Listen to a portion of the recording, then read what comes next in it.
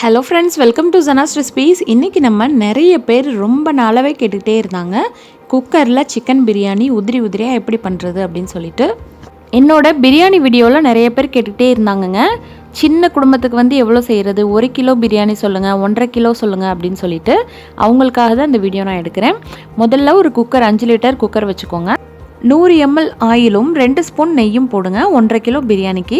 Oil நல்லா காஞ்சிருச்சு. இப்போ பட்டை, ஏலக்காய், கிராம்பு, பிரியாணி எல்லாம் சேர்த்துக்கலாம். வெங்காயத்தை சேர்த்துக்கலாம். வெங்காயம் வந்து ரொம்ப பெரிய வெங்காயமாக இருந்துச்சுன்னா ஒரு 2 சேருங்க. ஒரு நடுத்தரமான வெங்காயமாக இருந்தால் ஒரு 3லேருந்து 4 நல்லா வந்து நீல வாக்கில் நறுக்கிட்டு நல்லா சேருங்க.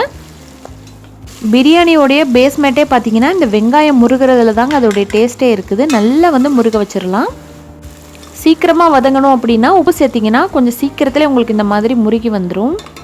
இப்போ தக்காளி சேர்த்துக்கலாம். தக்காளி வந்து ஒரு 4 பழத்தை நீல வாக்கில் நறுக்கிட்டு அதையும் சேர்த்து நல்லா வதக்கலாம். தக்காளி நல்லா வதங்கினதுக்கப்புறம் 2லேருந்து 3 பச்சை மிளகா சேருங்க. புதினா கொத்தமல்லி பார்த்தீங்கன்னா ஒரு கைப்பிடியிலேருந்து 1.5 கைப்பிடி வரைக்கும் சேர்த்துக்கோங்க. உங்களுக்கு ரொம்ப ஃப்ளேவராக வேணும்னா அதிகமாக சேர்த்துக்கலாம். ஓரளவுக்கு எல்லாமே நல்லா வதங்கியாச்சு. இப்போ வந்து சிக்கன் சேர்த்துக்கலாம். கோழி பார்த்திங்கன்னு சொன்னால் நான் இன்றைக்கி 1 கிலோ எடுத்திருக்கேன். லெக் பீஸு அப்புறம் மற்ற பீஸ் எல்லாத்தையும் சேர்த்து. எப்போவுமே கறியை சேர்த்ததுக்கப்புறம் இஞ்சி பூண்டு பேஸ்ட்டு போடுங்க. இல்லாட்டி உங்களுக்கு வந்து ரொம்ப தீஞ்சு போன மாதிரி ஆயிரும். 2லேருந்து 3 டேபிள் ஸ்பூன் போடுங்க. இஞ்சி பூண்டோடைய பச்சை வாசனை போகிற வரைக்கும் கிண்டிக்கிட்டே இருக்கலாம். ஒரு 2 நிமிஷம் ஆகும். மிளகாய் தூள் வந்து ஒரு 1.5 டேபிள் ஸ்பூன் போடுங்க. உங்களுக்கு எவ்வளோ காரம் வேணுமோ அந்தளவுக்கு நீங்கள் சேர்த்துக்கலாம். அடுத்ததாக இது ரொம்ப ரொம்ப ஸ்பெஷலான மசாலா, பிரியாணி மசாலா. அல்லது நீங்கள் வந்து சிக்கன் சேர்க்குறனால சிக்கன் மசாலா கூட சேர்த்துக்கலாம். ஒரு 4 டேபிள் ஸ்பூன். இந்த மசாலாவை சேர்த்ததுக்கப்புறம் பச்சை வாசனை போகிற வரைக்கும் நல்லா சுருள கிண்டி விட்டுட்டே இருங்க. தயிர் வந்து ஒரு 2 டேபிள் ஸ்பூன் நான் சேர்க்குறேன். உங்களுக்கு வந்து புளிப்பு அதிகமாக வேணும் அப்படின்னா தயிரை கூட்டியோ அல்லது தக்காளியை குறைச்சோ நீங்கள் வந்து ஆட் பண்ணிக்கலாம். சில பேருக்கு பிரியாணியில் புளிப்பு சுவை அதிகமாக இருந்தால் பிடிக்கும். அப்படின்னா நீங்கள் என்ன பண்ணுங்கள், தயிரை வந்து குறைச்சி போடுங்க, தக்காளியை கூட சேர்த்துக்கோங்க. இதில் வந்து நம்ம இன்னும் லெமன் வேறு சேர்க்க போகிறோம். நல்ல ஒரு திக்கான கிரேவியாக வந்துக்கிட்டு இருக்கு பாருங்கள். இந்த சமயத்தில் நீங்கள் ஒரு அரை வேக்காடு சிக்கனை வந்து வேக வச்சிடணும். லெமன் பார்த்தீங்கன்னா ஒரு அரையிலேருந்து 3/4 லெமன் வரைக்கும் பிழிஞ்சு சேருங்க.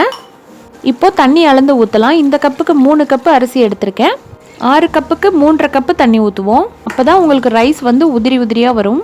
3.5 கப்பு சேர்த்தாச்சு. நம்ம வந்து தயிர், தக்காளி இதோடைய தண்ணியையும் கணக்கு பண்ணிக்கணும். இது நல்லா கொதிச்சிட்ருக்கட்டும். இதுக்குள்ளே நீங்கள் என்ன பண்ணுங்கள், நீங்கள் எந்த அரிசி சேர்த்தாலும் அதை வந்து நல்லா கழுவிட்டு ஒரு 10 நிமிஷம் மட்டும் ஊற வச்சுருங்க போதும். நான் இன்றைக்கி வந்து பாஸ்மதி அரிசி சேர்க்குறேன். நீங்கள் எந்த அரிசி சேர்த்தாலும் நல்லா கழுவிட்டு ஒரு 10 நிமிஷம் ஊற வச்சுட்டு அதுக்கப்புறம் இந்த பிரியாணியில் சேர்க்கலாம். டைரெக்டாக வந்து அப்படியே கையால் எடுத்து போட்டுருங்க. எல்லா அரிசியும் சேர்த்துடலாம். அரிசியை வந்து ரொம்ப உடையாமல் மெதுவாக கிண்டி விடணும், பார்த்து பக்குவமாக. குக்கரில் விசில் போடுறதுக்கு முன்னாடி மறுபடியும் ஒரு வாட்டி கடைசியாக செக் பண்ணிக்கோங்க, உப்பு காரம் எல்லாம் கரெக்டாக இருக்கான்னு. கொஞ்சம் உப்பு பத்தாத மாதிரி இருந்துச்சு, அதனால நான் இன்னும் கொஞ்சம் உப்பு சேர்க்குறேன். இந்த சமயத்தில் நீங்கள் வந்து சேர்த்துறத சேர்க்கணும். ஒரு விசில் மட்டும் வச்சுட்டு தம்மில் வச்சுருங்க. ஒரு விசில் வச்சுட்டு அப்படியே தம்மில் வச்சுட்டேன். இப்போ ஓப்பன் பண்ணி பார்க்கலாம் பாருங்கள்.